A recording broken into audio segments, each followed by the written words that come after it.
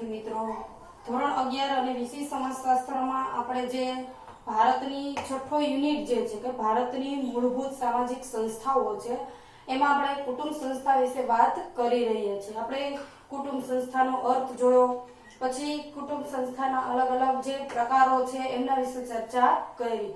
હવે આજે આપણે ટોપિક જોવાનો છે કુટુંબ સંસ્થાના કાર્યો જે છે, કુટુંબ સંસ્થાના કાર્યો। તો અહીંયા આપણને 5 કાર્યો આપેલા છે। હવે એમાં સૌથી પહેલું આપેલું છે કુટુંબનું જૈવિક કાર્ય, કે કુટુંબ જે છે એ અમુક કાર્ય અને અમુક જવાબદારીઓ માટે ઉદ્ભવેલી સંસ્થા છે। કુટુંબ ન હોય તો સમાજ વ્યવસ્થા છે શક્ય બને નહીં। તો કુટુંબ દ્વારા કે વ્યક્તિને જન્મતા આવે તે કુટુંબનો દરજ્જો છે પ્રાપ્ત થાય છે અને કુટુંબમાંથી વ્યક્તિને જે જરૂરિયાતો છે પૂર્તિ થાય છે।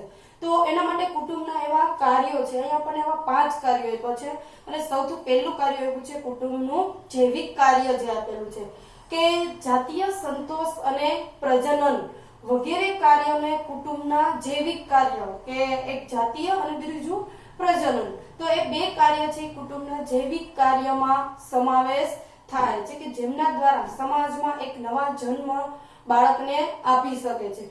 તો સંતતિનું જે સાતત્ય જાળવાય તો એના માટે કે કુટુંબનું આ જૈવિક કાર્ય છે ખૂબ જ જરૂરી છે કે જેમના દ્વારા વસ્તીનું સાતત્ય બેલેન્સ છે એ જળવાઈ રહે છે।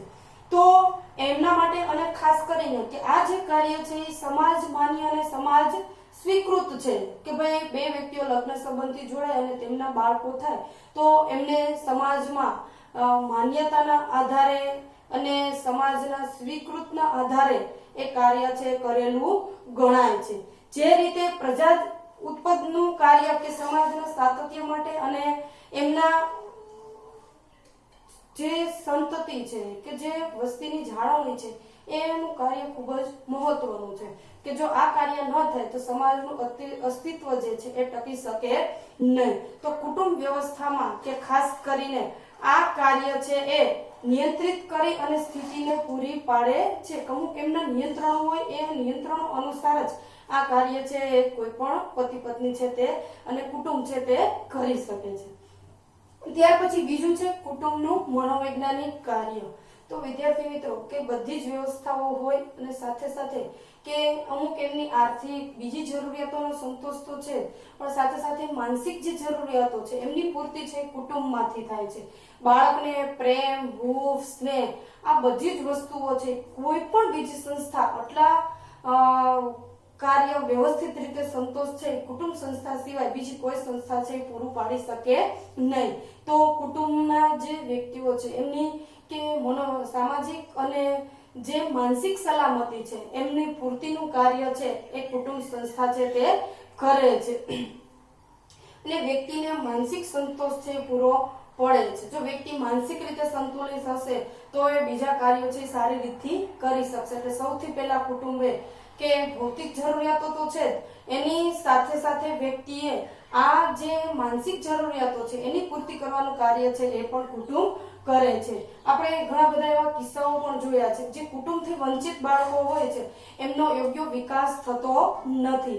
આપણે તમને ખ્યાલ હોય તો અમલા અને કમલા 2 વ્યક્તિ બાળકીઓ જે છે કે કુટુંબથી વંચિત રહી ગયેલી હતી તો એમના કારણે કે આ જે કિસ્સાઓ છે ઘણા બધાને તમે ક્યાંક સર્ચ કરશો તો પણ તમને મળશે કે આ 2 બાળકીઓ જે અમલા અને કમલા જે છે એ કુટુંબથી વંચિત થઈ ગઈ તો એમને એક તો બોલતા નહોતું આવડતું, પછી એમના સામાજિક અને માનસિક જે અમુક કાર્યો છે વ્યવસ્થિત કાંઈ પણ કરી શકતી નહોતી અને એની લગભગ 8 વર્ષ છે અંદાજિત એ જંગલમાં પ્રાણીઓ સાથે રહી હતી કે છૂટી પડી ગઈ અને પ્રાણીઓ સાથે તો એ પ્રાણીની જેમ બોલે, પ્રાણીની જેમ અવાજો કરે, 4 પગે ચાલે, આવું એ શીખી ગઈ। એટલે કે કુટુંબમાં રહીને જે વ્યક્તિનો ઉછેર થાય છે કુટુંબ વગર થતો નથી। તો કુટુંબનું માનસિક સલામતી માટે કુટુંબ સંસ્થાનું મનોવૈજ્ઞાનિક કાર્ય જે છે એ ખૂબ જ મહત્વનું છે કે જો એ અમલા અને કમલા કુટુંબથી વંચિત રહી ગઈ તો એમના જે યોગ્ય સામાજિકરણ થવું જોઈએ, એમનો જે ઉછેર થવો જોઈએ ન થયો, એમાંથી વંચિત રહી ગઈ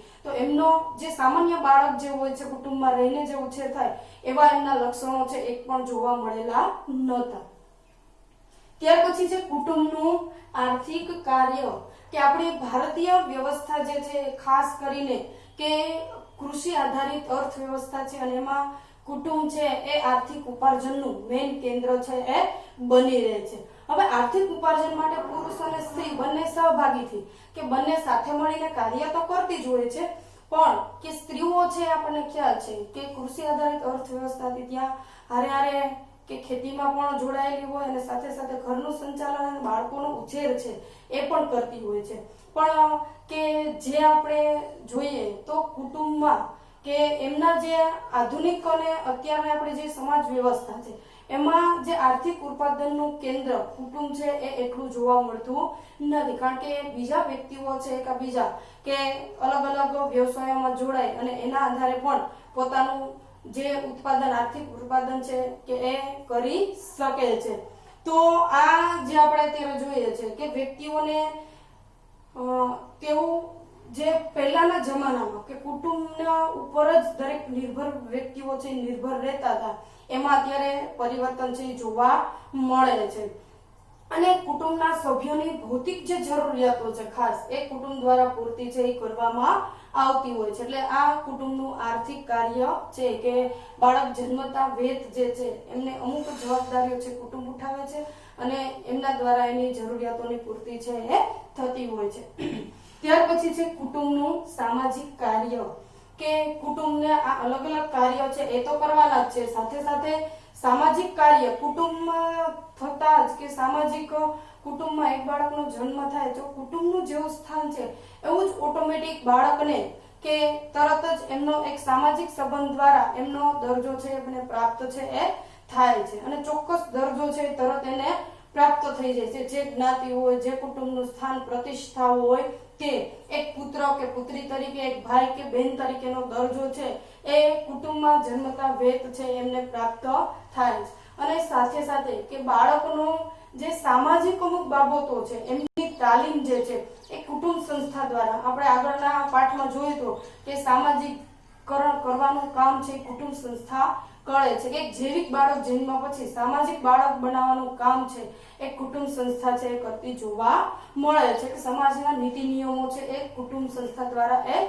શીખે છે અને એક સમાજને સારા નાગરિક તરીકે સમાજના એક જે આપણે કહીએ કે સમાજના ફાળામાં ભાગીરૂપ બને એવો એક વ્યક્તિ બનાવવાનું, સામાજિક વ્યક્તિ બનાવવાનું કામ છે એ કુટુંબ સંસ્થા છે એ પૂરું પાડે છે. ત્યાર પછી એ પૂછે આપણે કુટુંબના સાંસ્કૃતિક કાર્યો કે માનવ સમાજમાં સાંસ્કૃતિક વારસાનું પ્રદાન જે છે એ કુટુંબ દ્વારા થાય છે. કે બાળકોને કુટુંબ દ્વારા સંસ્કૃતિનું જે કાંઈ પણ ભાન છે, સંસ્કૃતિના જે બાબતો છે બધી જ બાબતો કુટુંબ દ્વારા શીખે છે અને એક પેઢી બીજી પેઢીને આ સંસ્કૃતિ છે એ હસ્તાંતરિત કરી આપે છે અને એ પેઢી દર પેઢી કે પરંપરાઓ જાળવી અને એમના દ્વારા કે સંસ્કૃતિ આપણી જે સંસ્કૃતિ છે એમની ઓળખ છે એ કુટુંબ દ્વારા બાળકને આપવામાં આવતી હોય છે. તો તે પ્રત્યેક કુટુંબ છે પોતાની જે કંઈ પણ વિશિષ્ટ જીવનશૈલીઓ છે એ જીવનશૈલીઓ દ્વારા કે બાળકને અમુક સાંસ્કૃતિક જે જુદા જુદા તત્વો છે એને જાળવી રાખે છે અને બાળકને કે પોતાની પેઢી જે છે એમને આપે છે અને એમના દ્વારા કે દરેક સંતાનો છે એમની પાસેથી શીખે છે અને આપણી સંસ્કૃતિને ટકાવી રાખે છે. તો વિદ્યાર્થી મિત્રો આ હતા કુટુંબના 5 કાર્યો, જૈવિક, મનોવૈજ્ઞાનિક, આર્થિક, સામાજિક અને સાંસ્કૃતિક. આ 5 કાર્ય છે જોવા મળે છે.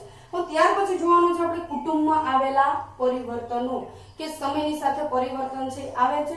તો કુટુંબ સંસ્થામાં પણ ઘણા બધા પરિવર્તનો આવેલા છે કે ઔદ્યોગિકરણ, શહેરીકરણ અને શિક્ષણ છે, પછી સંચારના જે માધ્યમો છે તો એમના દ્વારા કુટુંબમાં સંયુક્ત પ્રથા છે, કુટુંબની સંયુક્ત કુટુંબ પ્રથા છે તૂટતી જાય છે અને એમાં પણ ઘણા બધા પરિવર્તનો છે જોવા મળે છે. તો આ પરિવર્તનો જે કાંઈ પણ છે એ પરિવર્તનની આપણે આજે ચર્ચા કરીએ. તેમાં સૌથી પહેલું છે કુટુંબનું કદ નાનું બનતું જાય છે. પહેલાના જમાનામાં છે આપણને ખ્યાલ છે સંયુક્ત પ્રથા છે બહુ જોવા મળતી હતી અને ધીમે ધીમે જે પરિવર્તનો આવતા ગયા તો એમના કારણે સંયુક્ત પ્રથા છે તૂટતી ગઈ અને કુટુંબ વિભક્ત કુટુંબ બનતા ગયા એટલે કુટુંબનું કદ છે એ નાનું બનતું જોવા મળે છે. ત્યાર પછી જવાબદારીનું ક્ષેત્ર ઘટતું જાય છે. હવે સંયુક્ત કુટુંબમાં રહેતા હોય તો જવાબદારીનું પ્રમાણ છે એ દરેક વ્યક્તિનું વધી જાય છે. વિભક્ત કુટુંબમાં રહેતા હોય તો કુટુંબની સંખ્યા ઓછી છે તો જવાબદારીનું ક્ષેત્ર છે એ પણ કેવું થઈ જશે, ઓછું થઈ જશે. અને અત્યારના જે બાળકો છે કે એના સગા દૂરના જે રક્ત સંબંધીઓ છે તેમના સાથેના જે વ્યવહારો છે એ વ્યવહારો એમની જવાબદારી છે એ ઉઠાવવા માટે તૈયાર હોતા નથી, કે પોતાના જે અમુક સીમિત સંબંધો છે એ સંબંધો પૂરતું જ પોતાની જે જવાબદારીઓ છે અને ફરજો છે એ કરતા હોય છે. વધારે જવાબદારી વધારે ફરજો નિભાવી આજના જમાનામાં આ વ્યક્તિઓને મુશ્કેલ બનતી જોવા મળે છે. ત્યાર પછી છે પતિ પત્ની વચ્ચેના સંબંધોમાં પરિવર્તન, કે પહેલા જે પતિ પત્નીના સંબંધો હતા અને અત્યારે જે સંબંધો છે એમાં ઘણો બધો તફાવત છે જોવા મળે છે. પહેલા જે સંબંધો છે કે આપણે જોઈએ તો તાબેદારીના જે સંબંધો છે અને સત્તાના જે સંબંધો છે જોવા મળતા. તો એમાં કે પતિ જે કે એ પ્રમાણેના પતિની સત્તા છે મહત્વની ગણાતી અને પતિ જે કે એ પ્રમાણે પત્નીને વર્તન છે એ કરવાનું હોય. અમુક જે બાબતો છે એના ઉપર પતિનો પત્ની ઉપર કંટ્રોલ છે જોવા મળતો હતો. હવે અત્યારે આપણે જોઈએ છીએ કે સમાનતાના સંબંધો છે, પતિ અને પત્ની કોઈ પણ નિર્ણય લેવો હોય તો બંનેમાં સાથે છે જોવા મળે છે, એટલે બેયનું મહત્વ છે અત્યારે સરખું જોવા મળે છે. તો આ જે પરિવર્તન છે અત્યારે જોવા મળ્યું છે. પહેલા એવું હતું કે પતિની આજ્ઞા માનવી એ પત્નીની ફરજિયાત હતું, કે ભાઈ પતિ કે એમ જ એમની આજ્ઞા પ્રમાણે જ એમને કામ કરવાનું રહેતું હતું. પણ અત્યારે હવે એવા જોવા મળતા નથી, કે તાબેદારી અને સત્તાના જે સંબંધો છે એમાં પરિવર્તન આવ્યું છે અને સમાનતાના સંબંધો છે જોવા મળે છે. ત્યાર પછી છેલ્લું છે માતા પિતા અને સંતાનો વચ્ચેના સંબંધોમાં પરિવર્તન. જે પતિ પત્ની વચ્ચેના સંબંધોમાં પરિવર્તન આવ્યું છે એમ માતા પિતા અને સંતાનો જે છે એમના વચ્ચે પણ પરિવર્તન આવેલું જોવા મળે છે. પહેલા આપણને ખ્યાલ છે કે માતા પિતા અને સંતાનો જે છે, માતા પિતા કે એ જ પ્રમાણે સંતાનોએ કાર્ય કરવાનું હતું અને સત્તા અને તાબેદારીના સંબંધો છે જોવા મળતા હતા. અને માતા પિતાનો જે નિર્ણય છે એનું પાલન બાળકે કરવું ફરજિયાત જોવા મળતું હતું, કે અમુક મૂલ્યો ઉપર રચેલી જે બાબતો હોય, પરંપરાઓ હોય તો માતા પિતા કે એ જ પ્રમાણે એમને કરવાનું રહેતું હતું. અને પિતાની સત્તા છે એ સર્વોપરી હતી. પણ અત્યારે આપણે જોઈએ છે કે એમાં પરિવર્તન આવ્યું છે, પિતાની સત્તા છે એ નબળી પડતી જાય છે અને સંતાનોને અમુક બાબતો છે એને મા બાપ સમજતા થયા અને સંતાનોને અમુક જે છૂટછાટો છે એ વધારે આપવામાં આવી અને કે જે સંબંધો તાબેદારી અને સત્તાના હતા એની જગ્યાએ મિત્રતાના સંબંધો છે અત્યારે જોવા મળે છે, કે બાળક પોતે ખુલ્લીને પોતાની જે સમસ્યાઓ છે, પોતાની જે બાબતો છે એ મા બાપ સાથે શેર કરતા જોવા મળે છે. તો આ પ્રમાણે કુટુંબ સંસ્થામાં પરિવર્તનો છે એ આવેલા છે. એક તો આપણે અહીંયા જોયું કુટુંબના કાર્યો જોયા અને ત્યાર પછી કુટુંબ સંસ્થામાં આવેલા પરિવર્તનો જોયા.